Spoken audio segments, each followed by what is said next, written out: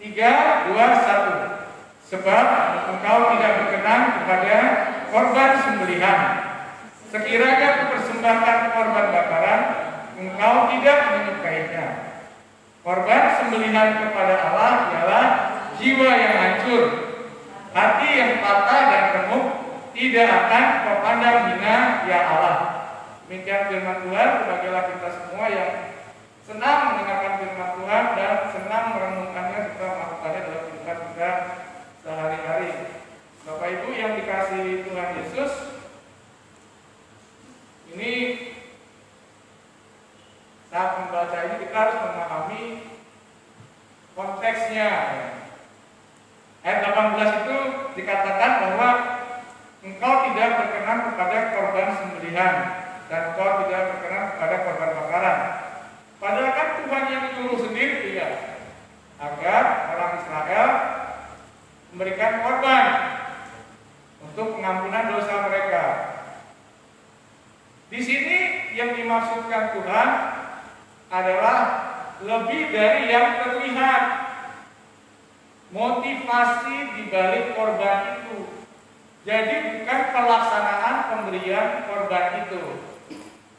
Nah, Bapak Ibu, orang Israel itu merasa bahwa dirinya itu umat pilihan Tuhan.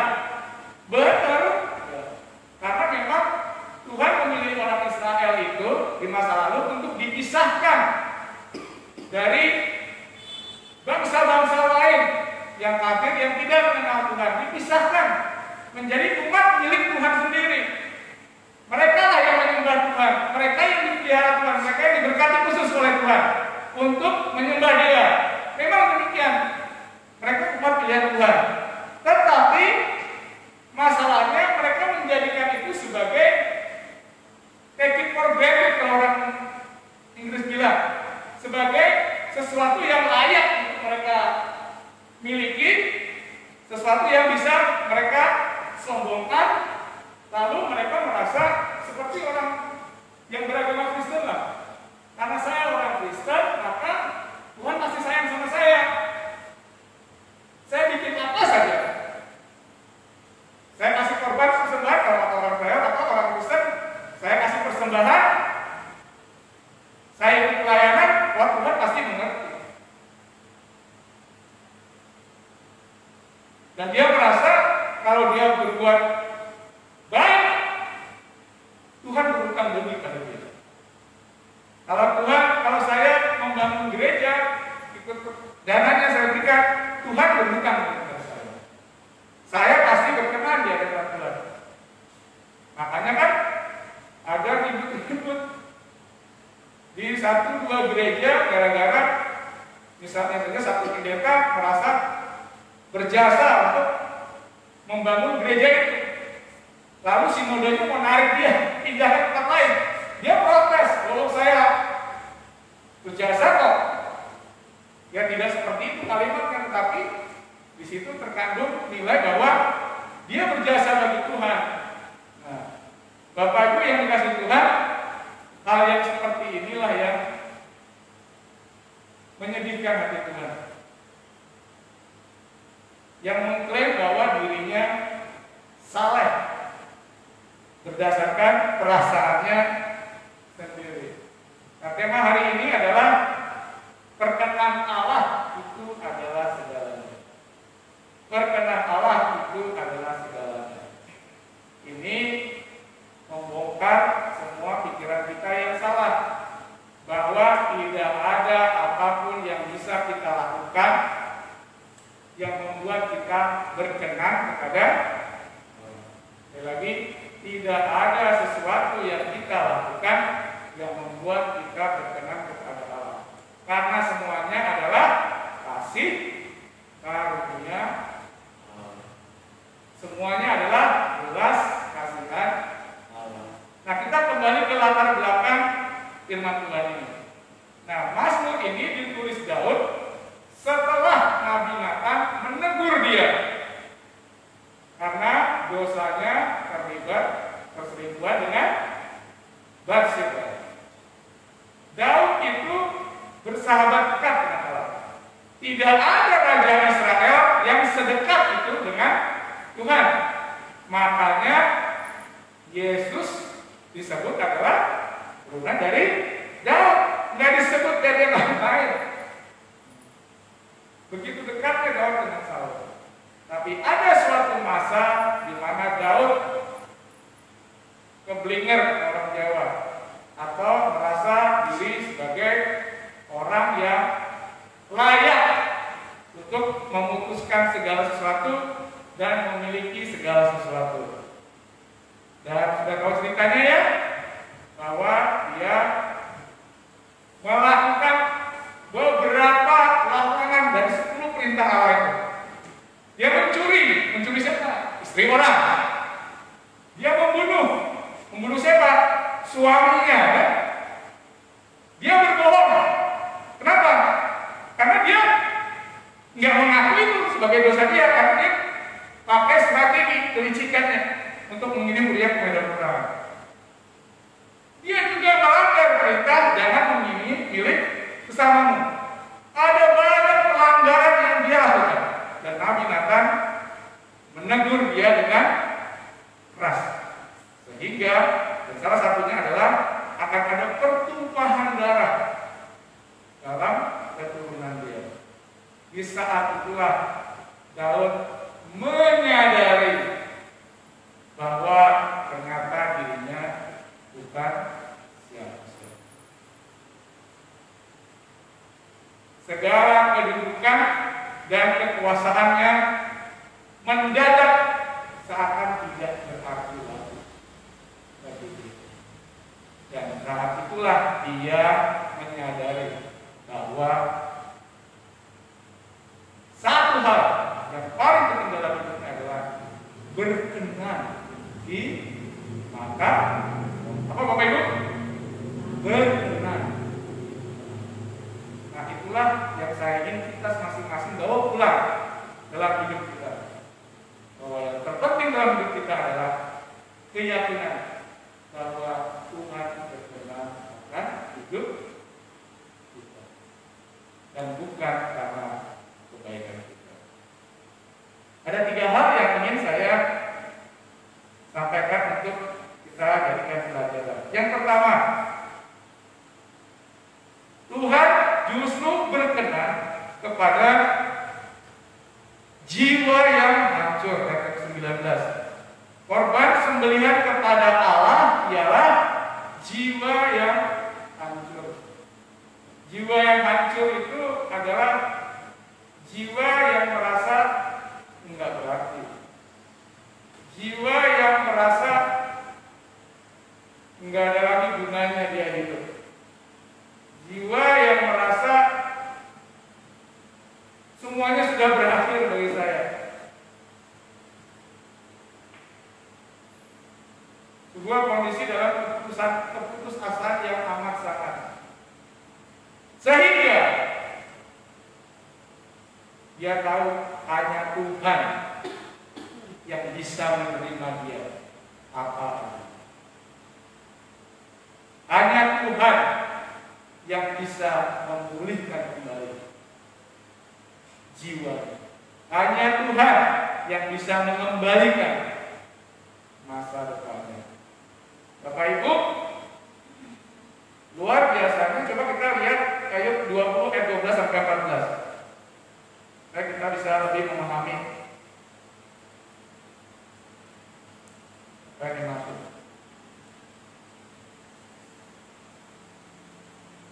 Ayub 20 Mas Michael.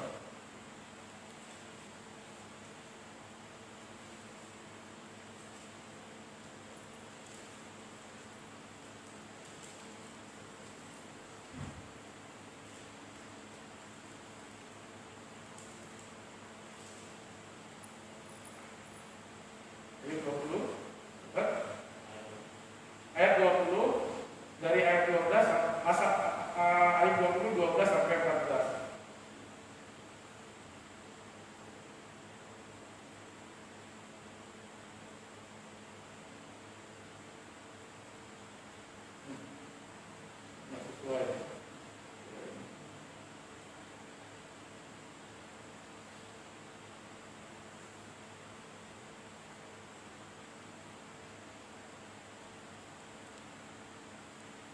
Oh, sorry, ya ayat 20, ayat 12 sampai 14 ya. Demikian firman Tuhan, saya bacakan. Sungguh pun kejahatan manis rasanya di dalam mulutnya, sekalipun ia menyembunyikannya di bawah lidahnya, menikmatinya serta tidak melepaskannya, dan menahannya pada langit-langitnya, namun berubah juga makanannya di dalam mulutnya, menjadi bisa ular tedung di dalamnya. Bapak Ibu, yang dimaksudkan dengan rangkaian ayat ini adalah semanis apapun dosa yang kita lakukan, pelanggaran kita, tampaknya kita menang, tetapi sesungguhnya dosa itu merusak hidup kita. Kita bisa mengatakan kita menang dari orang lain. Kan ada ya orang yang menghalalkan segala cara untuk meraih kekayaan atau kemenangan, dan dia membanggakannya sebagai hasil dari kepintarannya atau bahasa sederhana sebenarnya kelicikannya. Dia merasa menang, tapi sesungguhnya kemenangan itu mencelakakan dirinya sendiri. Nah, di ayat kita kembali ke Mazmur 51 tadi, Daud merasa bersyukur. Nah, ini dia. Jadi ketika dia jiwanya hancur karena kedekatannya dengan Tuhan, dia segera menemukan kembali kekuatan. Tapi kekuatannya itu bukan dari dirinya. Kekuatan itu datang dari Tuhan. Mazmur 51 ayat 3 mengatakan, "Kasihanilah aku ya Allah menurut kasih setiamu. Hapuskanlah pelanggaranku menurut rahmat-Mu yang besar." Daud tidak bilang sama Tuhan, "Hapuskanlah pelanggaranku," karena jasa-jasa yang dilakukan dulu. "Kasihanilah aku karena berbagai hal yang baik yang aku lakukan dahulu." Enggak. Daud bilang, "Kasihani aku menurut kasih setiamu. Hapuskanlah pelanggaranku menurut rahmat-Mu yang besar." Bapak Ibu, wah, kasih setia Tuhan itu tak berkesudahan dalam hidup kita. Dia selalu siap menerima pengakuan dosa kita. Dia selalu siap menerima jiwa kita yang hancur datang kepada Dia. Karena itu sangat Dia harapkan bagi kita. Nah, maukah kita selalu terbuka di hadapan Tuhan, mengakui ketidakberdayaan kita di hadapan Tuhan? Karena kasih setia Tuhan itu tak berkesudahan dalam hidup kita. Apa kabar? Puji Tuhan, Allah itu baik, hidupku berbahagia. Kenapa kita berani bilang begitu? Karena kasih setia Tuhan, bukan karena kebaikan kita, tapi Tuhan memang baik bagi kita. Amin, Bapak Ibu. Yang kedua, kembali ke pembacaan kita tadi. Hati yang patah dan remuk tidak akan kau pandang hina. Saudara-saudara, jangan menilai diri kita ataupun orang lain berdasarkan apa yang kita lihat dengan mata kita. Tuhan tidak menghargai saya karena kelihayan saya untuk berbicara atau memimpin pujian atau memberikan persembahan atau menjadi pengurus di persekutuan ini dan itu. Dan Tuhan justru menghargai saya ketika saya merendahkan hati saya di hadapan Tuhan. Tuhan justru menghargai saya ketika saya mengaku kepada Tuhan bahwa kalaupun saya bisa melakukan hal-hal yang tampak baik di hadapan orang lain, karena kemurahan hati Tuhan. Amin. Nah, kita baca Yesaya 57 ayat 15.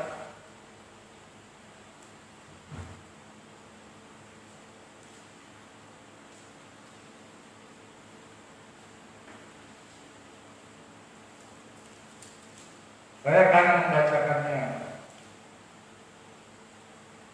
Yesaya 57 ayat 15. Sebab beginilah firman yang maha tinggi dan yang maha mulia, yang bersemayam untuk selamanya dan yang maha kudus namanya. Ini luar biasa. Aku bersemayam di tempat tinggi dan di tempat kudus. Karena Allah itu kudus. Betul? Tetapi juga bersama-sama orang yang apa Bapak Ibu? Yang remuk dan rendah hati. Tuhan di tempat kudus, tapi Dia mau-maunya juga hadir bersama setiap kita yang justru dipandang hina oleh dunia dan yang mengakui bahwa dia memang hina, yang mengakui bahwa dia memang tidak memiliki apapun juga selain kasih karunia Tuhan.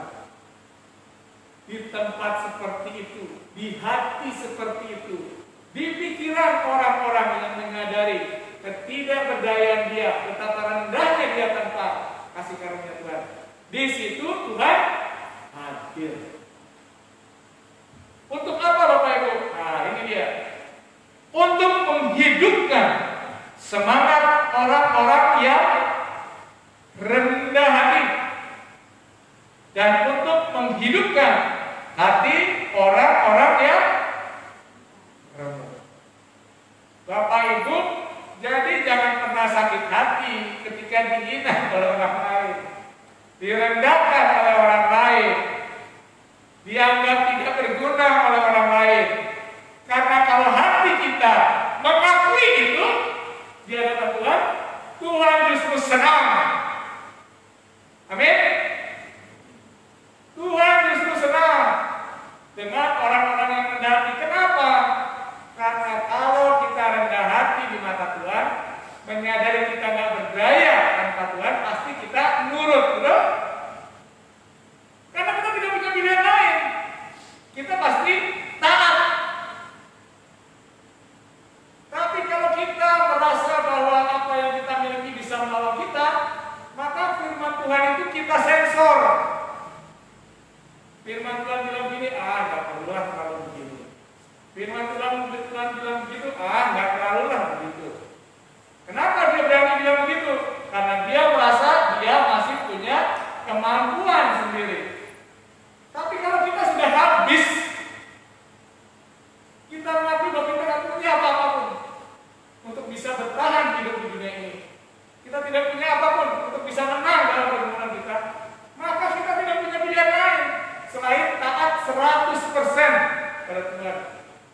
Kalau bahasa di dunia saya bekerja itu jadi yes man-nya Tuhan.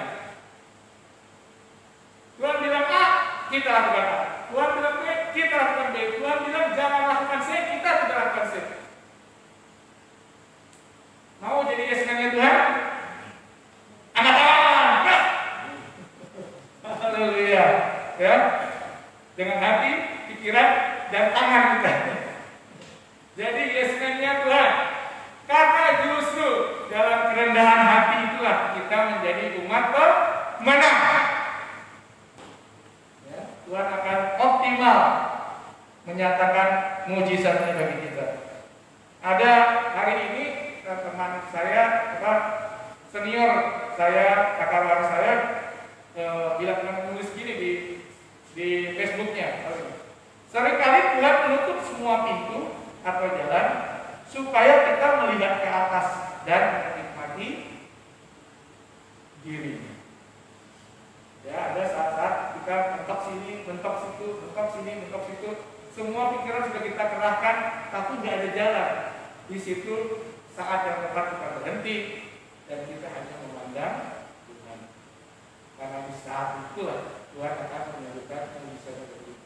Dalam hidup saya berkali-kali terjadi. Mungkin karena saya memang orang yang keras kepala. Bukan mungkin, memang tidak. Ya.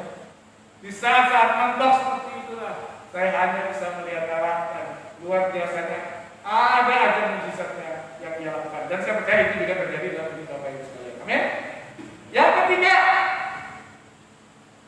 nah, Tuhan setelah kita mengakui dosa kita, merendahkan hati kita di hadapan Tuhan, Tuhan mulai mengalirkan mujizat dalam hidup kita. Nah, coba kita lihat Lukas 18 ayat 10 sampai 14 dulu. Ini kisah yang terkenal.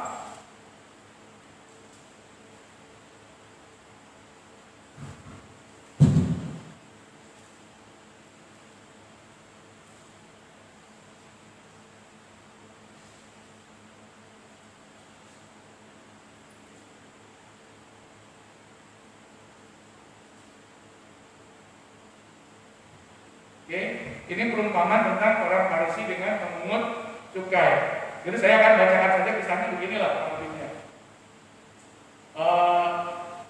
Ada dua orang pergi ke bait Allah untuk berdoa. Yang satu orang Farisi, yang lain pemungut cukai. Siapa yang orang berdosa? Kalau di mata dunia, yang pemungut cukai, betul? Tapi itu yang melihat Tuhan.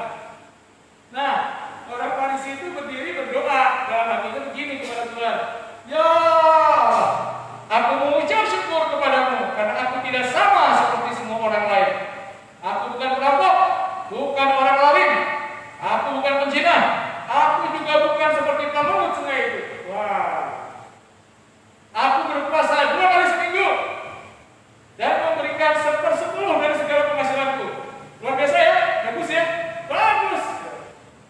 Tetapi pemungut cukai itu berdiri jauh-jauh, bahkan ia tidak berani menengadah ke langit, melainkan ia memukul-mukul diri dan berkata, Ya Allah, kasihanilah aku orang berdosa ini. Siapa yang berkenan di hadapan Tuhan? Siapa yang berkenan di hadapan Tuhan?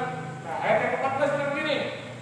Tuhan Yesus mengatakan, Aku berkata kepadamu, orang ini, si pemungut cukai, pulang ke rumahnya sebagai orang yang dibenarkan Allah. Dan orang lain itu, si orang Farisi itu, tidak. Sebab barang siapa meninggikan diri, ia akan direndahkan. Dan barang siapa merendahkan diri, ia akan ditinggikan. Itu cara Tuhan memandang kita. Bukan hal-hal yang dilihat manusia, tetapi hati yang mengakui ketidakberdayaannya di hadapan Tuhan. Nah, Yesaya 30 ayat 18, ayat yang terakhir. Mari kita buka Yesaya 30 ayat 18. Nah, bukan di situ Mas Michael.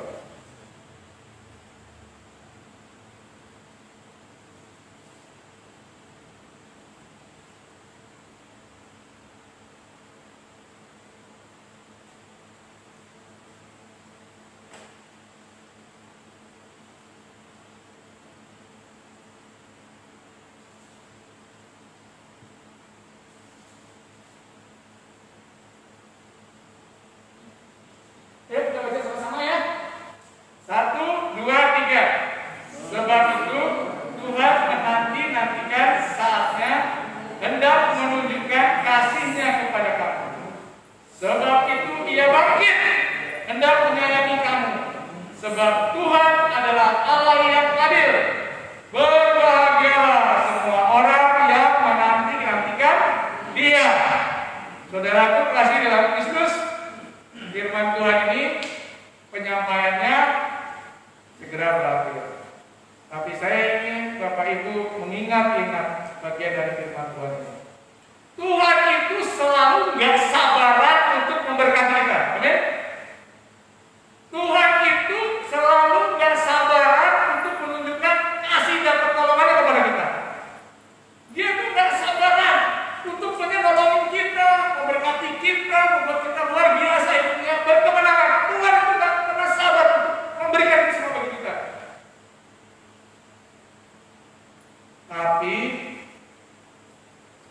Gimana dia mau masuk bagi kita kalau kita tidak pernah melakukan bagian yang terakhir itu?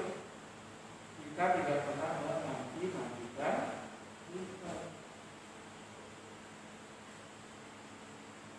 Artinya apa? Tuhan mau kita datang kepada Dia. Karena Dia sudah tinggal ngasih semuanya kepada kita.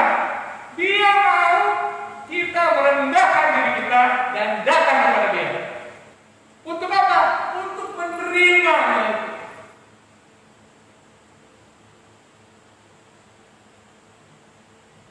Ada yang cerita ya?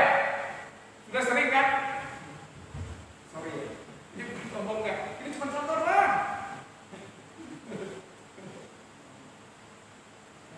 Ini kan ada 50.000.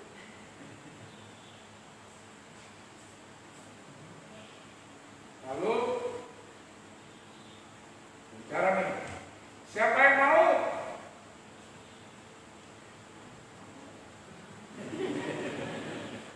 Reaksinya beda-beda kan? Ada yang gigi cuma 50.000 doang. Ada yang malu-maluin. Ada yang mau tapi malu maju. Tapi nggak ada yang mau ngambil sendiri. Ya udah saya masukin tangan saya.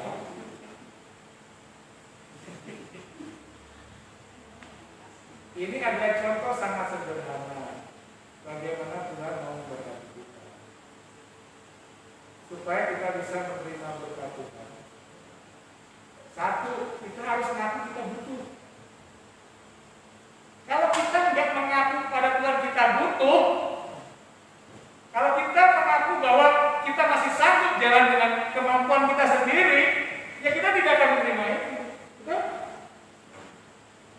Dan kedua, ketika kita menyadari bahwa kita membutuhkan, ya, maka kita harus ambil tindakan. Kita harus datang kepada Tuhan dan mengaku, Tuhan, aku memang butuh itu. Bukan Tuhan, lumayan lah, nggak gitu. Itu nggak pakai itu. Maka maksud saya nggak? Kita nggak bisa bilang lumayan lah dapat tambahan, nggak gitu. Tuhan, aku benar-benar butuh uang ini.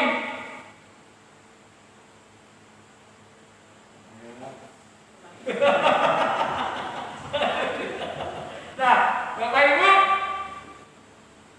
saya harap contoh yang sederhana ini kita renungkan lagi. Ingat, Tuhan itu nggak sabar untuk memberkati kita. Amin. Coba katakan 1, 2, 3. Tuhan nggak sabar memberkati saya. 1, 2, 3. Tuhan nggak sabar memberkati saya. Amin. Tapi ingat, kita harus datang kepada Dia. Tuhan ingin dinanti-nanti. Tuhan ingin disayang oleh kita.